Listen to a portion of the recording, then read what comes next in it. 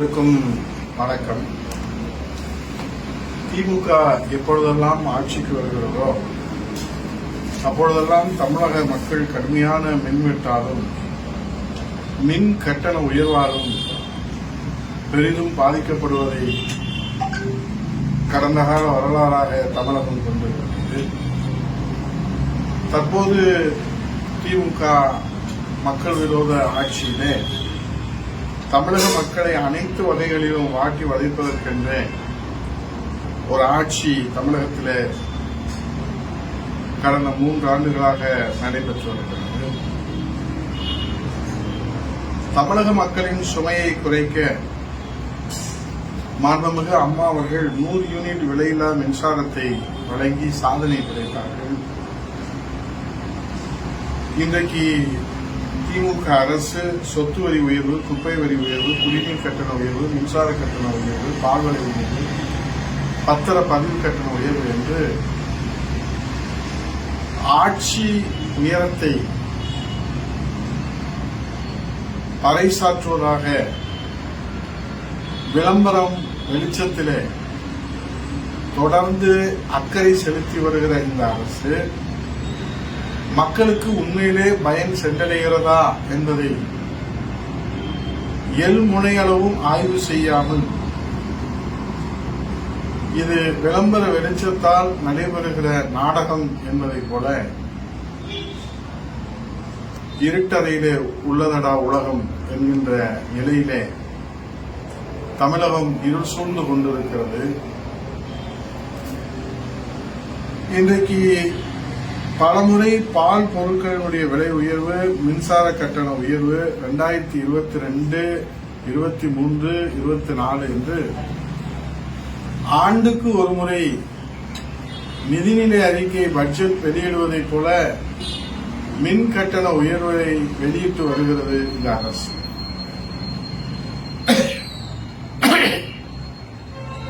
நாடாளுமன்ற தேர்தலிலே 39க்கு 39 இடங்களை பெற்ற இருமாப்பில் விக்கிரவாண்டி தொகுதி இடைத்தேர்தல் முடிந்தவுடன் தமிழக மக்களின் நெற்றியில் பட்டை நாமத்தை போட்டு 3வது முறையாக 5% மின்கட்டண உயர்வை பரிசீலித்திருக்கிறார் விடியா திமுக அரசின் நிர்வாக திறனற்ற பொம்மை முதலமைச்சர் முத்துவேல் கருணாநிதி ஸ்டாலின்.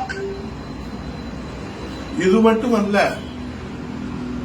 மின்சார கட்டணத்தோடு மின்சார சேவை கட்டணத்தையும் உயர்த்தி இருக்கின்றார். ஒரு பெயர் மாற்றத்திற்கு கூட இன்றைக்கு நாம் கூடுதல் கட்டணம் செலுத்த வேண்டிய ஒரு நிலையிலே நாம் இருக்கிறோம். இன்றைக்கு நாம் ஒப்பிட்டு பார்க்கிறோம். அம்மாவுடைய ஆட்சியிலே, புரட்சி தலைவருடைய எடப்பாடி ஆட்சியிலே 200 யூனிட் என்பது ரூபாய் 170 செலவிலே நாம் பெற முடிந்தது. திமுக ஆட்சி 2022 225 ரூபாயும் 24 235 ரூபாயும் செலவு ஏற்படுகிறது. அதேபோல 300 யூனிட்டுக்கு 530 ரூபாயும் தற்போது 705 ரூபாயும், 400 யூனிட்டுக்கு 830 ரூபாய் அதிமுக ஆட்சியிலே 1175 ரூபாய் 2024 திமுக ஆட்சியிலே,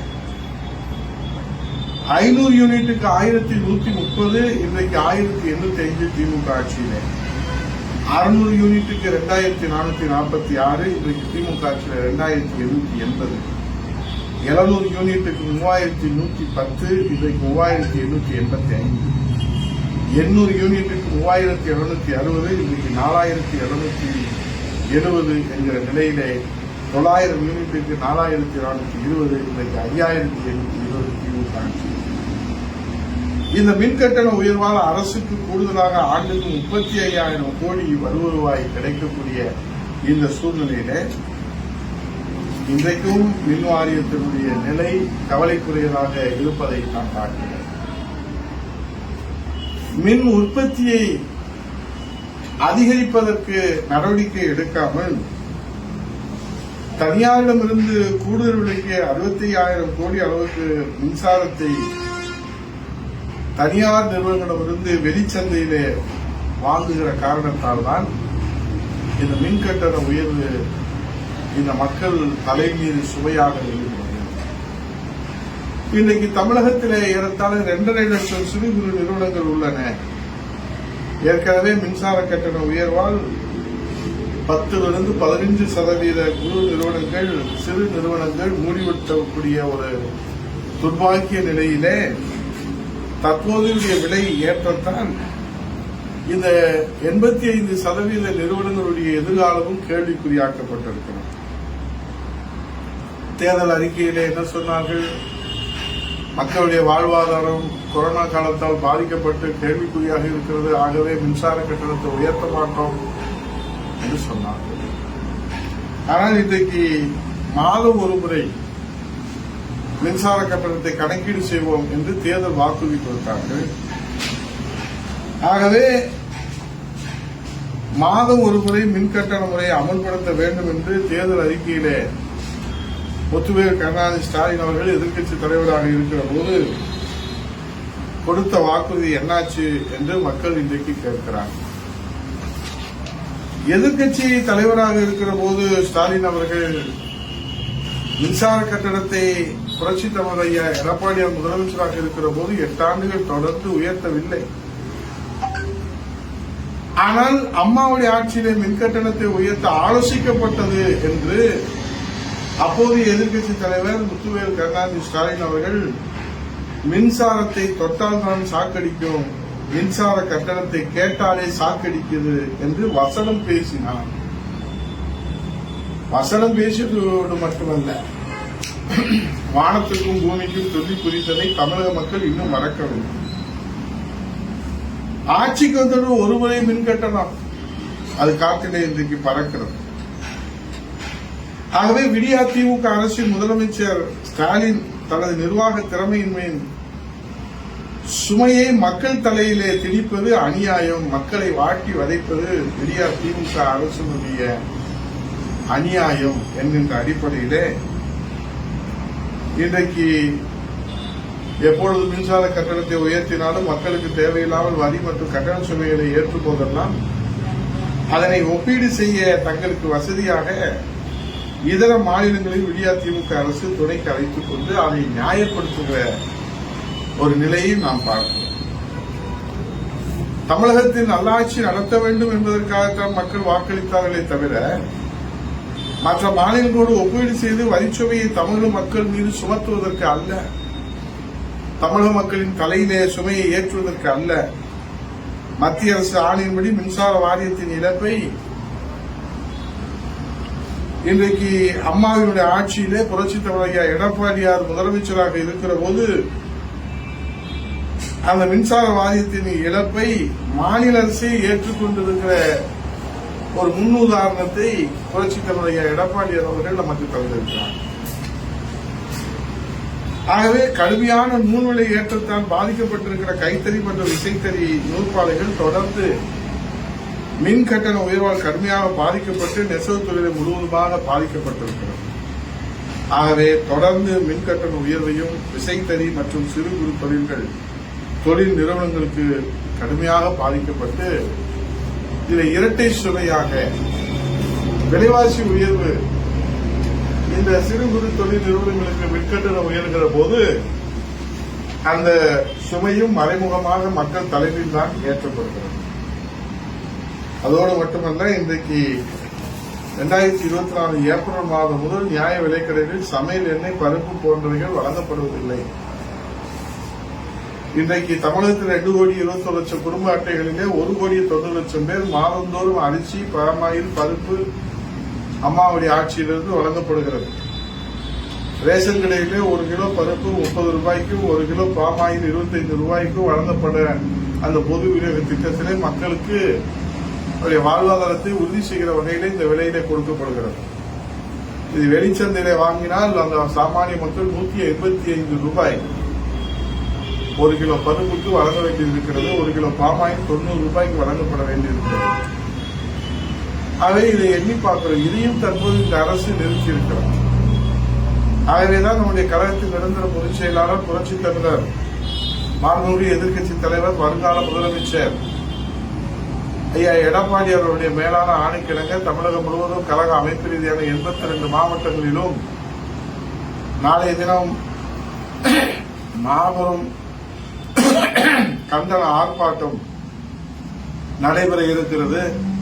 நம்முடைய மதுரை புறநகர் மேற்கு மாவட்ட கழகத்தின் சார்பிலே திருமங்கலம் சட்டமன்ற தொகுதிக்கு உட்பட்ட கள்ளிக்குடியிலே 4 வழி சாலையிலே கள்ளிக்குடி மைய பகுதியிலே நடைபெற இருக்கிற இந்த கண்டன ஆர்ப்பாட்டம் அருமை தம்பி ஒன்றிய கழகத்துடைய செயலாளர் கண்ணனுடைய தலைமையிலும் தம்பி ராமையா அவர்களுடைய முன்னிலையிலும் பிரபு அவருடைய முன்னிலையிலும் நம்முடைய கழகத்தினுடைய பொறுப்பாளர்கள் பொதுமக்கள் குடும்பமாக இதில் பங்கேற்று இந்த விடியா திமுக அரசுக்கு நம்முடைய கண்டனத்தை நாம் தெரிவிக்க வேண்டும். மக்கள் பங்கேற்றால்தான் இந்த அரசுக்கு அது பாடம் புகட்டுவதாக அமையும். ஏனென்றால் இன்றைக்கு இந்த அரசு எதை சொன்னாலும் காதிலே வாங்கிக் கொள்கிற நிலையிலே இல்லை, ஆணவத்தினுடைய உச்சியிலே இருக்கிறது. இதை கிராமத்திலே சொல்வதை போல சொரணையற்று இருக்கிற அரசு. ஆகவே இதற்கு புத்தி புகட்ட வேண்டும் என்று சொன்னால் மக்கள் வீதியிலே இறங்கி புரட்சித் தலைவர் ஐயா எடப்பாடியுடைய அழைப்பை ஏற்று வீதியிலே இறங்கி போராடி தங்களுடைய எதிர்ப்பை கண்டனத்தை பதிவு செய்கிற போதுதான் இந்த அரசு அது குறித்து அப்போதாவது நடவடிக்கை எடுக்க முன்வருமா என்பதை நாம் முயற்சித்து பார்க்கலாம். இல்லை என்று சொன்னால் நம்ம எல்லாம் ஆடு மாடுகளை விட கேவலமாக இன்றைக்கு மனித நேயமற்ற ஒரு அரசாக, மக்கள் விரோத அரசாக, கொடுங்கோல் அரசாக இருக்கிற இந்த திமுக அரசு சட்டம் ஒழுங்கு எப்படி சந்தி சிரிக்கிறது என்று உங்களுக்கு தெரியும். தொடர்ந்து அரசியல் தலைவர்கள் படுகொலை செய்யப்படுகிறார்கள். அதில் கட்சி வேறுபாடுகளை பொதுமக்களுக்கும் அரசியல் கட்சி தலைவர்களுக்குமே பாதுகாப்பு இல்லாத ஒரு நிலையை நாம் பார்க்கிறோம். ஆகவே அரசியல் கட்சி பொது வாழ்க்கையில் ஈடுபட்டிருப்பவர்களுக்கே பாதுகாப்பு இல்லை என்று சொன்னால் சாமானிய மக்களுடைய உயிருக்கு உத்தரவாதம் இல்லாத நிலை இருக்கிறது. ஆக இன்றைக்கு நாம் பார்க்கிறோம், ரவுடிகளுக்கு கூலிப்படைகளுக்கு அரசின் மீது காவல்துறை மீது அச்சமில்லாத ஒரு நிலையை நாம் இருக்கிற காரணத்தாலே மக்கள் அச்சத்தோடு வீட்டிலே முடங்கி இருக்கக்கூடிய ஒரு நிலைமையை நாம் பார்க்கிறோம். ஆக அச்சத்தோடு இருக்க வேண்டிய கூலிப்படையினர் வெளியிலே நடமாடுகிறார்கள். ரவுடிகள் கொலைகார பாதகர்கள் எல்லாம் வெளியே நடமாடுகிறார்கள். ஆனால் வெளியே நடமாட வேண்டிய பொதுமக்கள் அச்சத்தோடு வீட்டிலே தங்கள் உயிர்களை பாதுகாத்துக் கொள்வதற்காக முடங்கி கிடக்கிறார்கள். இந்த அவல நிலை தேவைதானா? இதை போக்குவதற்கு இந்த முதலமைச்சர் இதை மாற்றுவதற்கு, இந்த மக்களை மீட்டெடுப்பதற்கு, விலைவாசி உயர்விலிருந்து மீட்டெடுப்பதற்கும், பாமாயில் தூரப்பருப்பு போன்றவையை எப்போதும் போல பொது விநியோக திட்டத்திலே வழங்குவதற்கும், சட்டம் ஒழுங்கு சந்தி சிரிப்பதை கட்டுப்படுத்துவதற்கும் இந்த அரசு நடவடிக்கை எடுக்க முன்வருமா என்று நாம் வீட்டிலே இருந்து கேட்டுக்கொண்டிருந்தால் ஆட்சியாளர்களின் காதுகளிலே விழாது. ஆகவே நம்முடைய கழகத்தின் நிரந்தர பொதுச் செயலாளர், மாண்புமிகு எதிர்க்கட்சி தலைவர், வருங்கால முதலமைச்சர் புரட்சி தமிழர் 8 ஆண்டு காலம் மின்சார கட்டணத்தை உயர்த்தாது, மக்கள் தலைமீது சுவையை ஏற்றாது, அரசே அந்த சுவையை ஏற்றுக்கொள்ளும் என்று மக்கள் நலன் சார்ந்த முன்னுதாரணத்தை தந்து வரலாற்று சாதனை படைத்திருக்கிற புரட்சி தலைவர் எடப்பாடியுடைய அழைப்பை ஏற்று தமிழகம் முழுவதும் பெருந்திரளான அளவிலே கழக தொண்டர்களோடு பொதுமக்கள் குடும்பத்தோடு பங்கேற்க வேண்டும், தொழில்துறையினர் பங்கேற்க வேண்டும். சிறு குறு தொழில், குறிப்பாக நேரடியாக பாதிக்கப்படுகிற சிறு குறு தொழில் நிறுவனங்களுடைய தொழிலாளர் தோழர்கள் எல்லாம் அதில் பாதிக்கப்பட்டு நம்முடைய எதிர்காலத்திற்கு உத்தரவாதத்தை புரட்சித் தலைவர் எடப்பாடி அவருடைய தலைமையில் பெற வேண்டும் என்று வாருங்கள், ஒன்று விடுவோம், வாருங்கள், களம் காண்போம், வாருங்கள், நம் கண்டனத்தை தெரிவிப்போம், வாருங்கள், புரட்சித் தலைவர் எடப்பாடி தலைமையிலே அம்மாவின் ஆட்சியை மலரச் செய்வோம் என்று கேட்டு விடைபெறுகிறேன். நன்றி, வணக்கம்.